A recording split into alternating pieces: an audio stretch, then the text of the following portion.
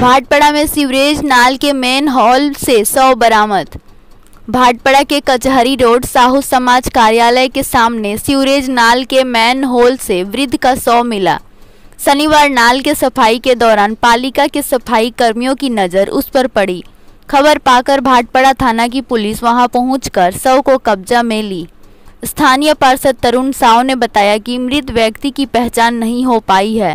সকালবেলা আজকে আমাদের 11 নম্বর ওয়ার্ডের স্টাফরা যখন ড্রেনে সাফ করতে আসে মিস্ত্রিরা, তখন ওখানকার ম্যানহোলটা খুলে যখন ও সাফ করতে যাচ্ছে দেখেন পা দেখা যাচ্ছে একটা। তখন আমাকে ফোন করলো আমাদের স্টাফ, এখানকার স্থানীয় লোক।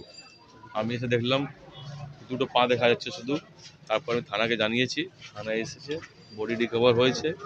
বডি কোনো রকম অবস্থা নেই কি কার বডি এখন শনাক্ত হয়নি, ওই জানাজানি কার বডি আছে।